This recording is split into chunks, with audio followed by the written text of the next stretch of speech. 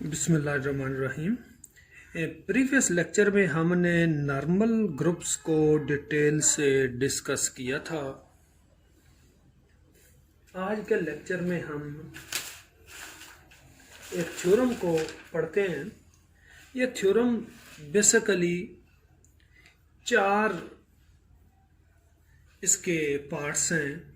ये स्टेटमेंट में आपको लग रहा होगा कि ये यहाँ से लेके यहाँ तक है।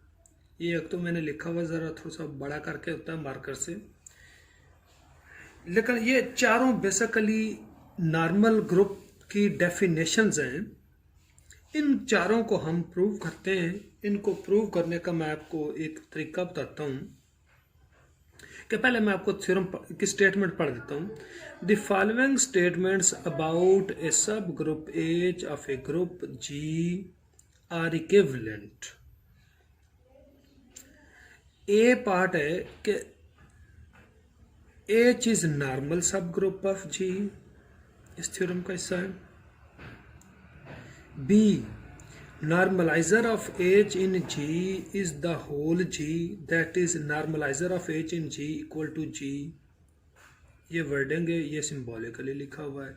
सी पार्ट है एनी लेफ्ट कोसेट यानी जी H of H is equal to its right coset H G of for all G belongs to G, यानी लेफ्ट और राइट को सेट्स बराबर हैं, that is G H equal to H G.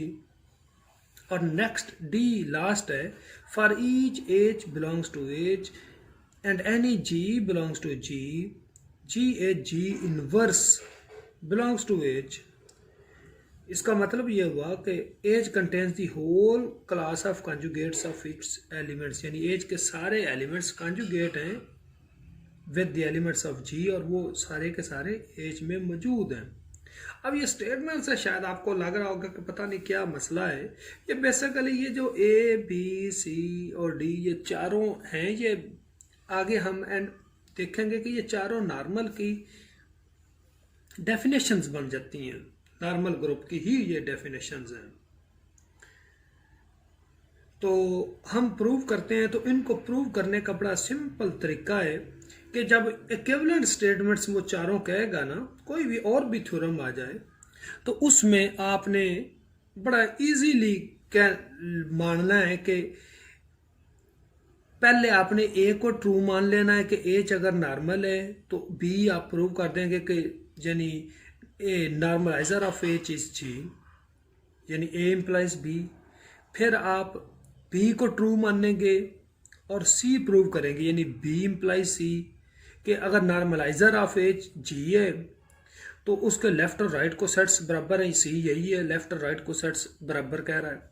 और अगर last पे अगर लेफ्ट और राइट को सेट्स बराबर हैं तो जी है G inverse belongs to H, यानी H contains the whole conjugate whole class of conjugates. तो फिर डी से हम प्रूव करेंगे एच नॉर्मल है, कि जिसमें ये सारी कंजुगेट्स क्लास हों वो उससे ये एच नॉर्मल प्रूव हो जाएगा, यानी ए इम्प्लाइज बी।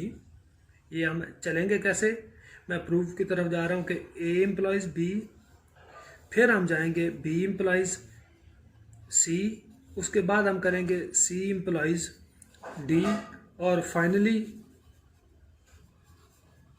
हम करेंगे कि डी इम्प्लाइज ए। तो फर्स्ट ऑफ ऑल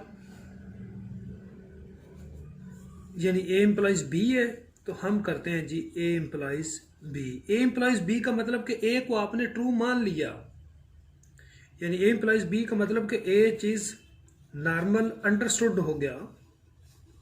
अब प्रूव यह करना है कि normaliser of H in G is whole G, यानी ये अब आपने प्रूव करना है। अच्छा, अब नॉर्मल तो है, प्रूव हमने ये करना है कि normaliser of H in G is G, ये बी आपने प्रूव करना है। नॉर्मल ए आपने ट्रू मान लिया। अब नॉर्मल की डेफिनेशन क्या है कि जिसके लेफ्ट और राइट को सेट्स बराबर हो वो क्या होता है, नॉर्मल होता है। बात समझ आई ना, कि अब by the definition of normal या for all G belongs to G, H अगर नॉर्मल है, मैं उसकी डेफिनेशन अगर तो उसकी डेफिनेशन ही है G H equal to H G, left और राइट को सेट्स उसके बराबर होते हैं।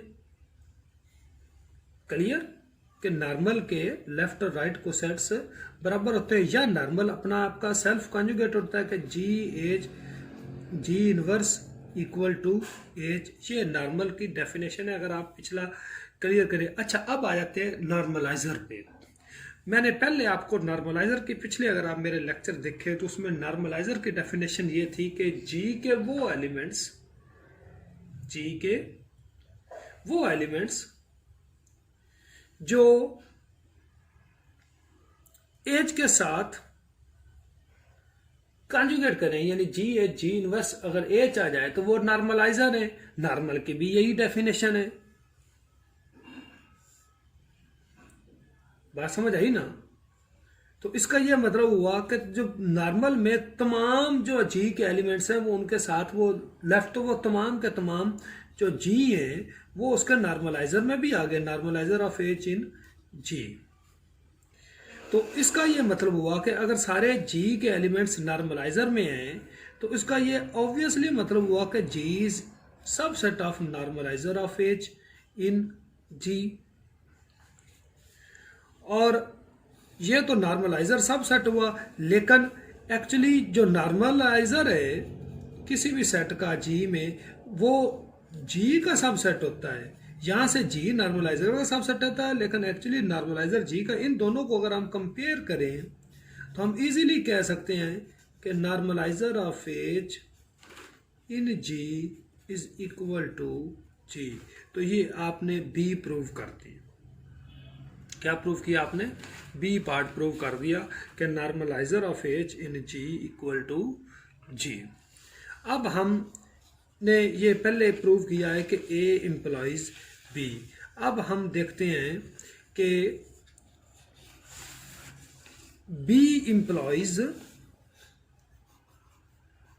सी, यानी अब बी को हमने ट्रू मानना है। बी था कि normaliser of H in G is G, यानी ये बी ये है कि normaliser of H in G equal to G. ये आपने अब ट्रू मान लिया।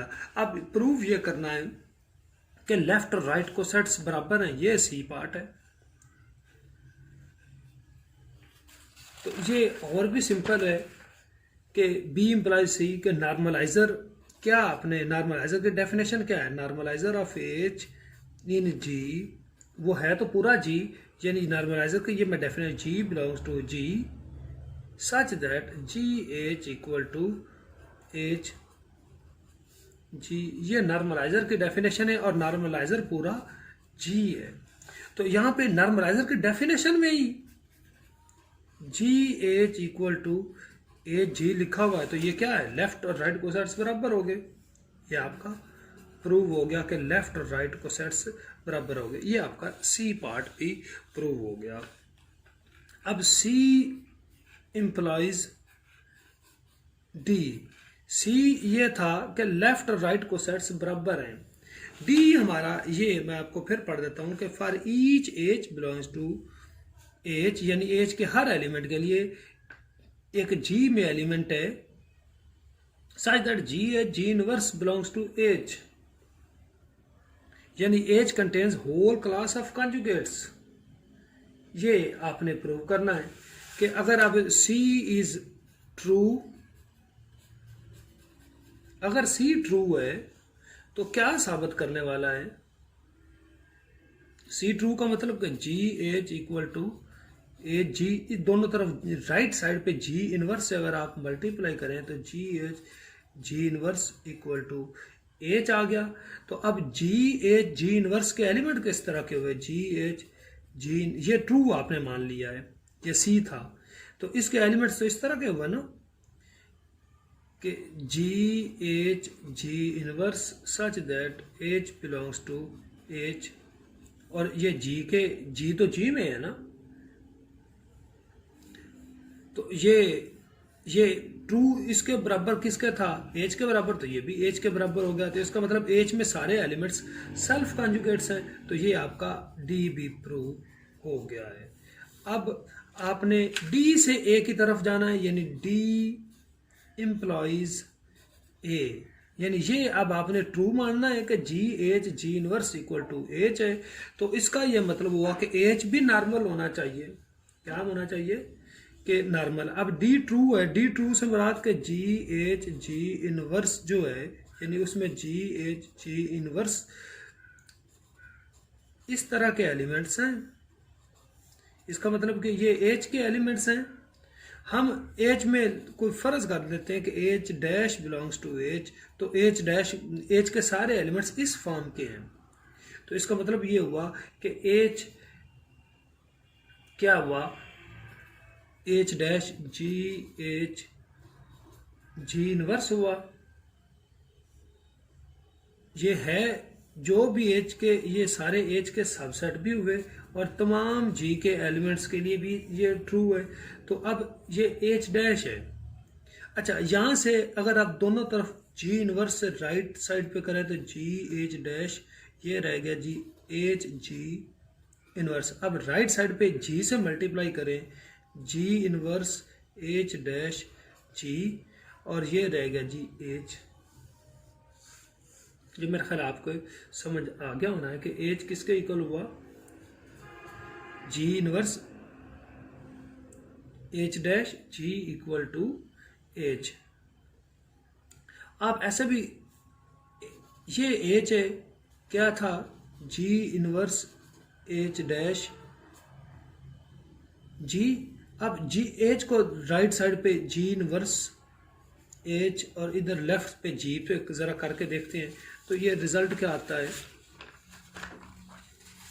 ये हमारे पास रिजल्ट कुछ इस तरह आएगा,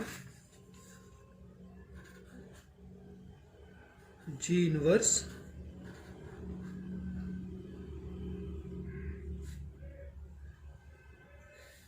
लेफ्ट साइड पे आप जी से कर दें और राइट पे जी इनवर्स से कर दें। ये मैं दोबारा नेक्स्ट पेज पे कर देता हूँ कि या इधर ही कर देते हैं कि आप ये एच तो आपका ये है कि जी इनवर्स एच डैश जी, इसके लेफ्ट साइड पे आप जी से मल्टीप्लाई कर दें और राइट साइड जी इनवर्स से करें, तो ये बन जाएगा जी जी इनवर्स एच डैश जी और जी इनवर्स। अच्छा जी, तो इससे साबित ये हुआ कि जो एच है, ये एच के एलिमेंट से ये जी एच जी इनवर्स में आ गया।